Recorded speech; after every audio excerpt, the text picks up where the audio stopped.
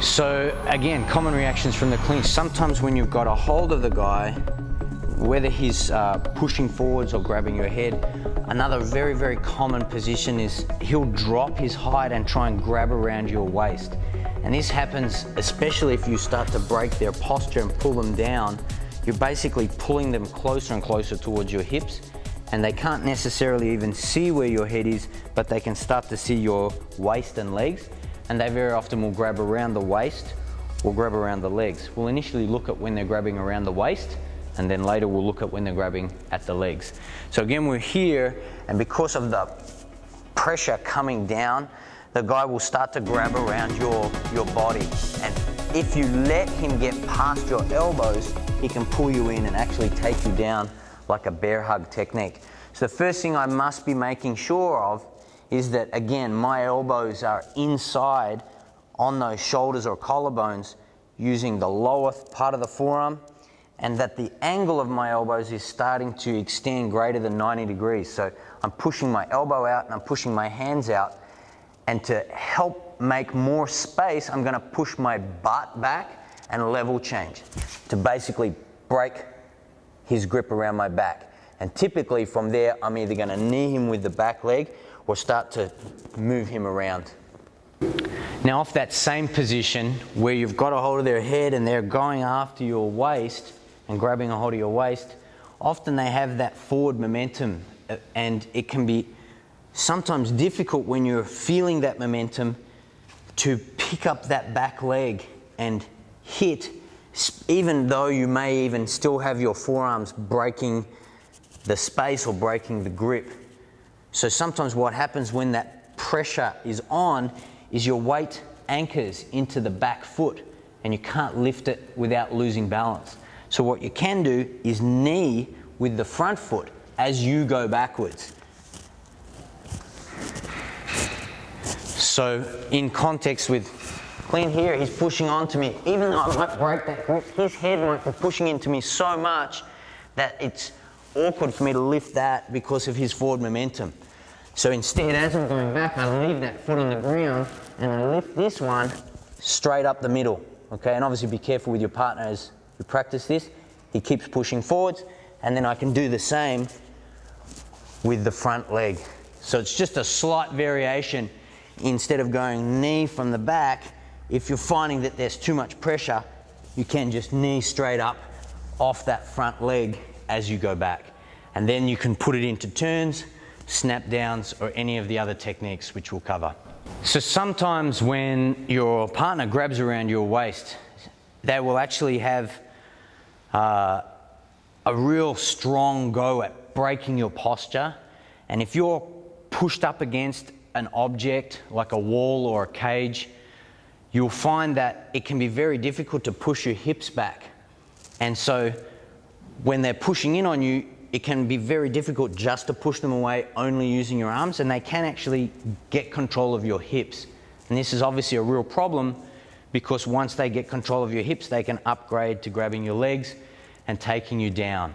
So especially if you're up against the cage, but also out in the open, we need to look at a slightly modified way of using our hands and forearms to make space to get control of the situation again. And we call this idea a face push to the wedge.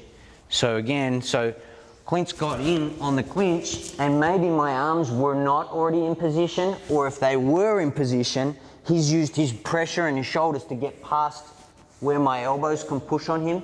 And you can see with his hips, with my hips being pulled in here, my balance has been compromised. So what I'm gonna look at is the side of my face that his head is on, I'm going to put my hand. So if my hand is on this side, I would use this hand and put it in on his face. If his head's on this side, clearly, I would use this hand to put it on his face. And essentially what I'm trying to do is I just want to find his jaw or the side of his ear.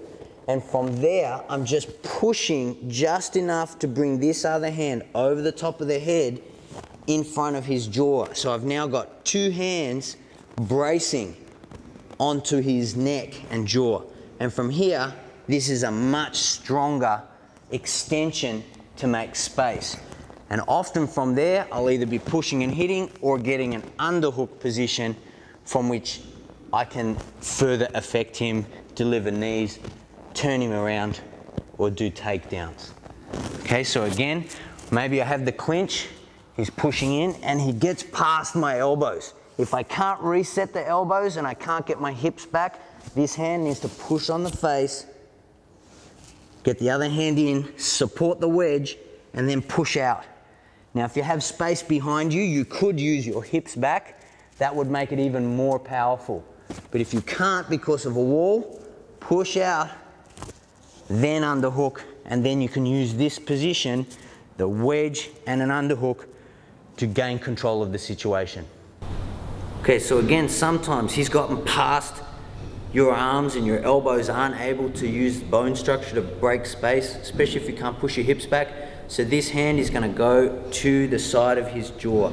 And if it's a street fight, obviously I could be raking his eyes and I'll be biting into his ear. But if it's a sport fight, we can't do that. So putting this hand on, pushing just to get this hand over the top and get my forearm across the jaw in the side of the neck. Now he can still put a lot of pressure here, so I need to support this wedge and then push. And if I can push my hips back, but if there's a space, if there's a wall behind me, I really have to focus on just my arms. And then from here, getting an underhook to control the position. Now this grabbing and locking on can happen not just around the body, but can also happen around your shoulders and around your head.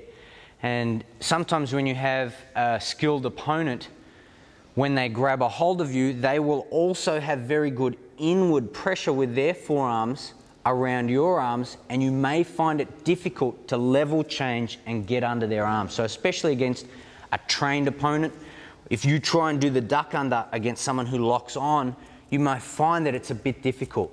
And so while there's a number of different solutions, one of the solutions that we can do is again to go to this face push, stick that wedge in and brace out against him to create space and re-control the position. So what I'm saying is sometimes when you're here, your opponent can grab around high, and this is now a pretty neutral position. Even though my hands are on the inside, Clint can still knee me and attack me from here. So it's still very dangerous for me to be stuck in this position. And if his elbows are locked in tight, it can be difficult to level change. So again, against very experienced guys or more experienced guys, or even just very strong guys, you might try and dip underneath and they just feel too strong. So now I'm gonna go right to the jaw, find his jaw. I'm gonna push on it and stick my forearm in on that jaw, brace it, break that grip. So if he's really locking off hard on my head, once that hand is in, very hard for him to hold that grip. Once I brace that off, I could be looking at striking through that gap here, or underhooking to get control of him, or looking to, off that control, start to work takedowns.